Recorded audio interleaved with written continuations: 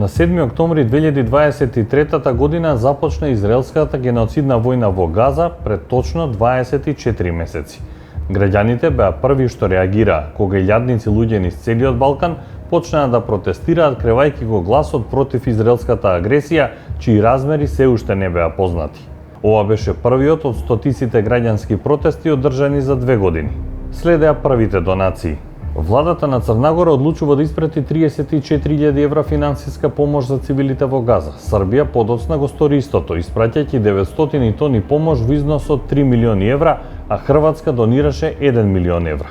Во следниот период Босна и Херцеговина пречека вкупно 37 граѓани на оваа држава и нивните роднини евакуирани од Газа. Повеќе палестински семејства подоцна пристигна во Босна и Херцеговина, а многумина решија да продолжат со своите животи во оваа земја. Важен дипломатски сигнал доаѓа и од Балканот во моментот на целосниот обем на израелскиот геноцид во Газа. Словенија прво објави, а потоа и формално ја призна државата Палестина. Сепак, додека една балканска држава се залага за палестинска државност, друга одлучува финансиски да го поддржи геноцидот. Така, во предлог буџетот за 2025 година, владата на Црна Гора издвои 25 милиони евра за ракетниот систем Спајк од израелскиот производител Рафаел Advanced Defense со цел да се исполнат целите на НАТО. Сепак, граѓаните застанаа на страната на цивилите. Движењето за солидарност со Палестина преку хуманитарната акција Хумана приказна собра речиси 27.000 евра од донации на граѓаните за оброци и ифтари. Одразувајќи ја политиката на соседна Србија, Милорад Додик, тогашен председател на босанскиот ентитет Република Српска, беше во Израел на конференција за антисемитизам, каде што изрази силна поддршка за таа земја, дури се спореди себе си со Нетањаху, а Израел со Република Српска. Додека едни патуваат во Израел, Србија и Црна Гора ги пречекуваат израелските туристи на Балканот. Црна Гора се пофали со зголемување од 315% на бројот на израелски туристи помеѓу 2019 и 2025 година. Во истиот месец Словенија направи нов дипломатски потек. Објави меморандум за соработка со Палестина, а 2 дена подоцна стана првата европска земја што го забрани извозот, увозот и транзитот на воена опрема од и до Израел. Одлуката беше символична, бидејќи Словенија не издаде никакви лиценци за извоз на оружје во Израел од октомври 2023 година, за разлика од Србија која тргуваше со оружје со Израел во текот на целата израелска геноцидна војна во Газа. Врвот доаѓа во август 2025 година, кога Србија извезе рекордна количина муниција во Израел во вредност од околу 55 милиони евра, што е повеќе отколку во текот на целата 2024, кога извезе муниција во Израел за 23 милиони евра. Но ова не е крај. Србија потпиша договор од 1,64 милиарди евра со израелскиот одбранбен гигант Elbit Systems.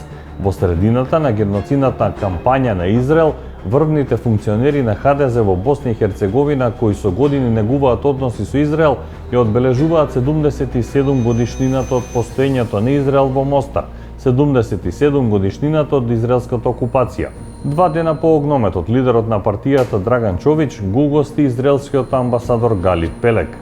Од една страна неконзистентна политика, а од друга решителни граѓани. Од почетокот на геноцидот, граѓаните на Босна и Херцеговина донираа 5,1 милиони конвертибилни марки хуманитарна помош за палестинскиот народ, додека државата не можеше да се согласи за одобрување и испраќање на 1 милион на луѓето во Газа, кои има потреба од тоа веќе 22 месеци. Додека повиците за прекин на дипломатските односи со Израел стануваат се погласни. Израелскиот министер за надворешни работи Гидеон Саар ја посети Хрватска. Тој беше домаќин на премиерот Андреј Пленковиќ и министерот за надворешни и европски работи Гордан Грлич Радман. Председателот Зоран Милановиќ се спротивстави на оваа посета. Веднаш следниот ден Саар се сретна и со председателот на Црна Гора Јаков Милатовиќ во Загреб, а подоцна истиот месец го угости и заменик премиерот на Црна Гора во Израел. Клучот на состанокот на највисоките балкански функционери со израелците дојде на крајот од месецот. Додека бројни светски лидери на 80-тото Генерално собрание на Обединетите нации во Њујорк се залага за палестинска државност и конечно примирие во Газа, српскиот председател Александар Вучич се сретна со Бенјамин Нетањаху. Неколку дена подоцна израелскиот министер Саар се сретна со Вучич и Ана Брнабиш во Србија, каде што беа потпишани меморандуми за соработка и беше заклучено дека Србија и Израел ќе започнат стратешки диалог. Додека лидерите на балканските земји стојат рамо до рамо со израелските функционери, граѓаните на Хрватска и Србија, учесници во флотилата за Газа, бараат заштита од своите влади. Сепак, тие на крајот беа нелегално уапсени кога израелската морнарица ги пресретна бродовите. Додека балканската политика избира страни, а граѓаните продолжуваат да се борат, палестинските цивили секојдневно се убиваат од Израел.